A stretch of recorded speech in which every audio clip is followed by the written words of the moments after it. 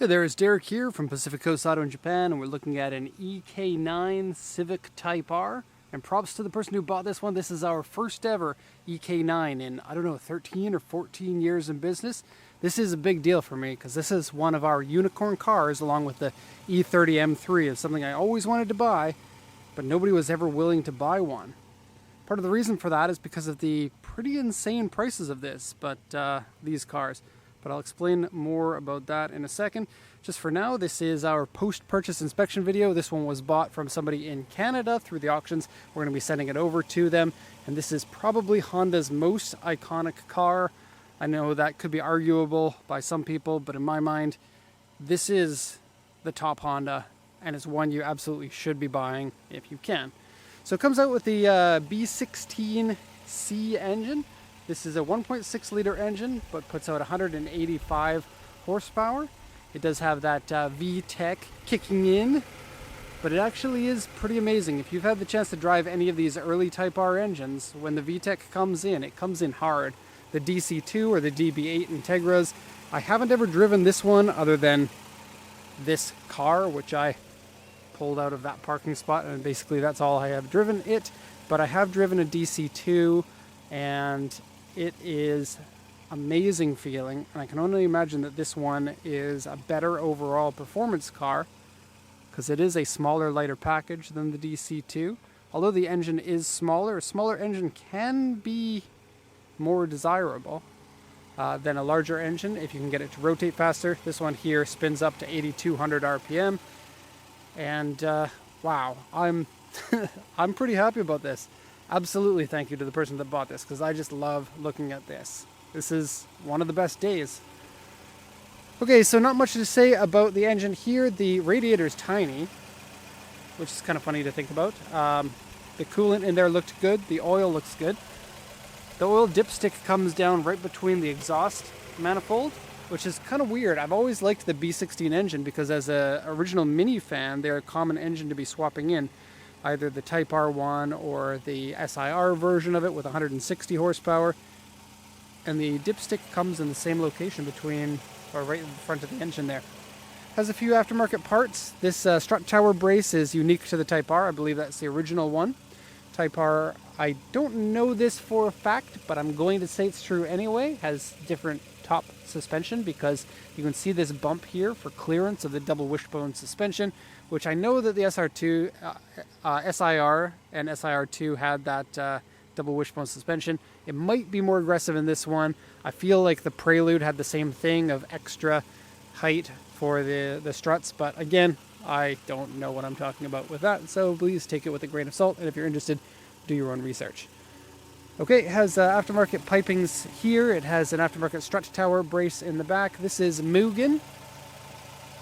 I believe that it also has a Mugen catalytic converter. I'll get to that in a second. Spoon Brakes, which is the company that everybody wants for their Honda. This one is a real JDM Civic Type R with real JDM spoon brakes. And did I mention you could only buy these in Japan? Unlike the Integra Type R and some of the other Type Rs, Japan was the only market that ever got these. Okay, so I'll go ahead and shut this.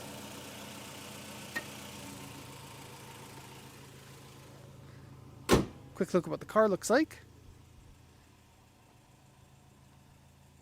And love the classic styling on this. My favorite of all of the Civics as well. I'll go ahead and turn the engine off for the rest of the report. And we'll talk about the exterior condition and interior. I have to say I'm sorry about the paint has dust on it. We don't have facilities to wash the cars, but they do get washed before they get exported for compliance with regulations. Interior, fantastic. It does smell a lot like Japanese air freshener. Doesn't smell like cigarettes, no cigarette burns inside, so that's good. I'd say that probably 75% of the EK9s have been smoked in. This one, I don't think it has. So here's the auction inspection sheet. I will translate this. Prices for these. People are going to want to know. It's really hard to say because conditions vary a lot, but you might be looking at between about 2 million to 4 million now yen. You can look up the exchange rate conversion if you want. But prices are on the increase. They'll never be as cheap as they are now. You could buy one of these and within 10 or 15 years, they could be worth a heck of a lot more. They only made 16,000 of these. And to put that into perspective, the DC2 has got about 30,000 here in Japan, plus like 3,500 in the States and maybe some in some other countries. And the S2000s, they made in total like 65,000 of them. So with only 16,000, and many of them have been raced, many of them have been crashed, a good clean one like a 4B like this, that's something you really got to get your hands on if you want one. Okay, so this is the year 2000. Is that the final year? I'm not sure. The first year was 1997. 1600cc Civic Type R, 114,779 kilometers. It really, honest to goodness, looks like 60,000 kilometers. It's really beautiful all the way around. 5-speed manual, alloy wheels, power steering, power windows, and airbag. The notes here, original white paint. Notes here say it is purchased from user, Mugen, exhaust manifold, aftermarket LED lights. Now, I'm not sure what they're talking about, but I'm thinking the bulb here only. These casings are original, and you can see here the casing is a little bit cracked. Like just these fine cracks from sun damage. Okay. Spoon, and I think I can read this, but as you can see, it's really hard to read. I think it says Spoon catalytic converter. Mugen air filter, you probably saw that in there. I really should have mentioned it, but yes, it does exist. Toll collection box for Japanese highways. Drive recorder. There it is. Okay, aftermarket titanium exhaust. It looks like a full titanium. I don't know the brand though. Rear tower bar, that's an aftermarket one. Original Recaro seats. The least saggy original Recaro seats I've seen in anything. And we've sold a number of the DC2s, but never the EK9. They run the same seats, or I believe very slightly different seats, but a very similar design, and they sag like crazy. These ones are good. Spoon brake calipers and aftermarket brake slotted rotors. I believe that they're bigger than the original ones. I'm not 100% sure though. But you can see the slotted rotors, and it says Spoon with a cool teal caliper that very much fills up those 15-inch wheels. Okay, report here says the original suspension comes in the car. That's in a box next to our company BB over there. And timing belt has been replaced, so it would have a history paper. I don't know when that was done. Comes with owner's manual, warranty papers, and a spare key. The report here says the Navi monitor can't open or can't close properly. Like it's an aftermarket one. It opens and closes. Seat side wear. I got a sneeze coming, and I'm trying to suppress it. So I might be speaking a little bit strangely here. Wheels scratched. They're pretty good. This one here is the one that I noticed it on. It's got a bit of touch-up paint right there and a little scratch here that's been touched up with touch-up paint and tiny spots there. Overall, pretty good. These are somewhat of an iconic wheel for people who like Hondas. It's, I guess, right when Honda started going with the 5-bolt, wasn't it? Because prior to this, like the EF was a 4-bolt, wasn't it? 4x100. Body here has scuff on the front bumper. Windshield rock chip, shallow scratches on the roof and the hood. Unfortunately, I couldn't see anything. It looks fine to me, but because it's dirty, I wouldn't be able to see something like shallow scratches. Nonetheless, the body looks fantastic. U1 here, U1 and some uneven paint on this one, and a U1 here. So I'd say overall the body, compared to your average car that is, 21 years old now, this would be about a 9.5 out of 10. Let's do it once around here and not get hit by a motorcycle man. Body-wise, the Civic Type R has different front and rear bumpers, or like the lips for the bumpers. A different spoiler.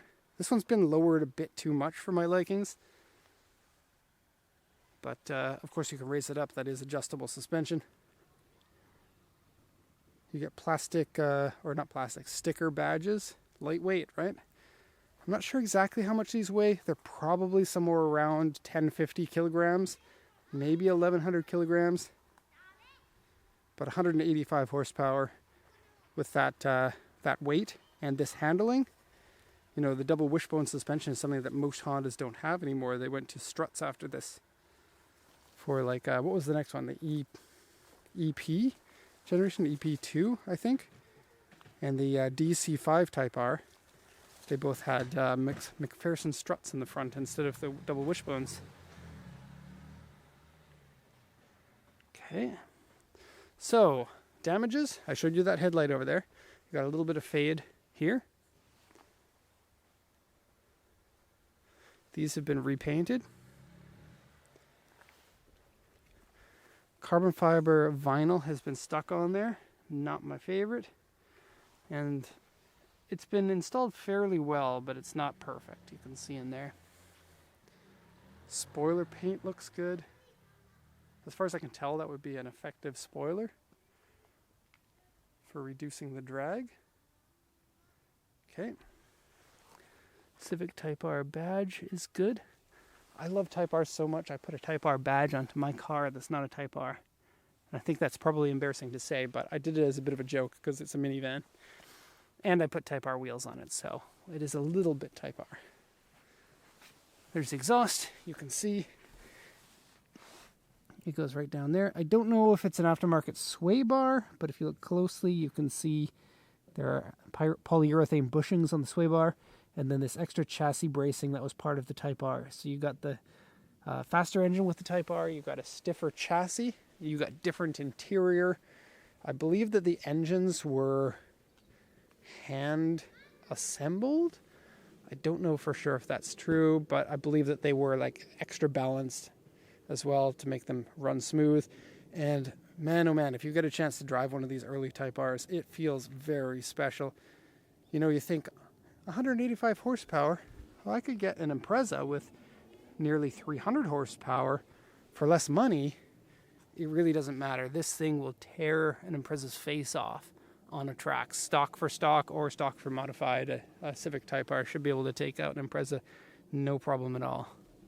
So this is kind of nice. It's my first time seeing this. It's all in good condition. Red fabric that goes along with these red seats. And as I said, barely any sag in that outside bolster. It is fairly tall, as you can see, so people unfortunately drag across it while getting out. The key to it is to stick one leg in here. So when you're getting in, I don't know if I can show you this, but one leg goes in, the second leg goes in that gap so that you're not sitting on this, and then pull your other leg in. Likewise for getting out, do that, and you can keep your bolster from getting damaged. Okay, I believe, and I really should have researched this, I believe these are slightly different seats than the DC2. But if I just look at them, I go, oh look, DC2 seats, like Integra Type R. Okay. Into the back seat, they never came with any color other than black in the back seat here. This is the same as the DC2. You could get that one with red seats or black seats as an option. I don't know if the Civic came with that as an option to have black in the front. It may have or may not have. Okay. Steering wheel is the original one. Very little amount of wear, less than you would expect for 100,000 kilometers. And I would say, looking at the condition of this one, paint, interior, it seems like this one was parked undercover, which is pretty rare here in Japan. I know it sounds weird, but this kind of parking lot is where most people will park, unless they have a parking spot at a house, which everyone in this neighborhood does. But most neighborhoods don't have all parking for all of their residents in an apartment building. Like our apartment building has enough for like half the residents, and the other half just park wherever they can find it, usually neighborhood parking spots that are in gravel. Okay, I think this is aftermarket floor mats by a company called Caro, is it? I'm not sure. This is like a warning tag. It might be how the Civic Type R carpets are. See, this is why we need to buy 5 or 6 or 10 of these so that I can know almost every car model that we've exported, which is, you know, so many different types of cars. I know them inside out. But not this one. That's what makes my job interesting. Like Bora 4Motion, 6-speed manual transmission with the VR6 engine. We've done like 7 of those now, maybe even more. So I know those cars really well. Okay, so we have a really interesting looking dashboard. All right, we have a Civic Type R badge here that's cool. This will flip out fine when it goes. Sienta is coming. This car's cool because there's a sliding door on the side, even though it's not like a minivan. There's a version of it called the Porta, and it only has one door on one side, and it's a full like sliding door for the driver. Same car otherwise. Okay, titanium shift knob, same as the DC2. Feels amazing. It's heavy, and it's like the only heavy thing in the car, but intentionally heavy to give you a proper throw feeling for the shifter. This has been added on. It's a bit of a shame to have an extra screw hole in there, but it's not super ugly. Tool collection box has been added. You got cup holders in there. Smells heavily of air freshener, Japanese air freshener. Quick second look at the back seats here. Can you see those? Yep. Headliner is nice and clean. And we have a radar detector over there. And some wide angle view, extra clip-on style mirror up there. Going into the back. Usable trunk space. How many tires can you fit in here for your track day?